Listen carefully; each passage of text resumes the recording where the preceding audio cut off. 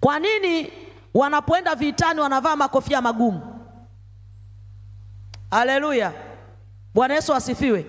FFU anapovaa kofia, maana yake anajirinda na dhidi ya mauti, kwa sababu kichwa kimebeba kila kitu. Atukuzwe Yesu. Haleluya.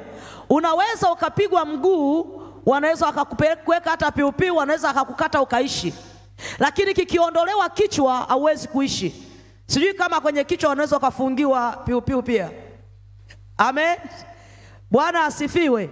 Kwa hiyo ninapokuwa nina Yesu ndani, manake nimevaa chapeo ya wokovu ili kujikinga na dhidi ya mauti.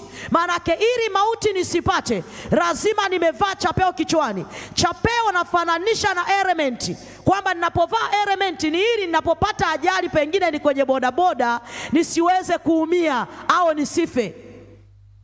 Hiyo ni silaha ya ulinzi. Yesu asifiwe.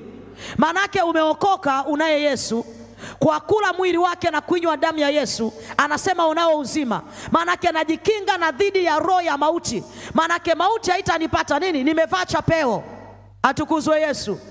Bwana Yesu asifiwe. Si mnavaga elementi nyie? Unavaa ili upendeze au? Haleluya. Bwana asifiwe. Unavaa elementi ili upendeze. Unavaa elementi ulijikinge na mauti. Amen.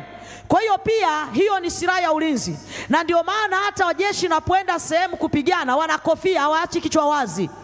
FF wanapopita mahali wana maelementi yao kichwani magumu. Nini? Hiyo ni silaha ya ulinzi. Kwa hiyo nasema ninapokula mwili wa Kristo na kunywa damu ya Kristo, ninakataa roho ya mauti yoyote zidi yangu. Unaambia Bwana, navaa chapeo, haleluya, ili nilindwe na roho ya mauti inayotaka kuniangamiza. Manake wanaporusha shambulio, wewe uko salama, hautaangamia kwa jina la Yesu.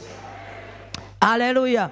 Sema Bwana Yesu, navaa chapeo ya wokovu kichwani kwangu. Kila mauti iliyokusudiwa haitanipata, sitakufa kwa damu ya Yesu, kwa damu ya Yesu. Navaa chapeo asubuhi ya leo kwa jina la Yesu na kwa damu ya Yesu. Amen. Kavae.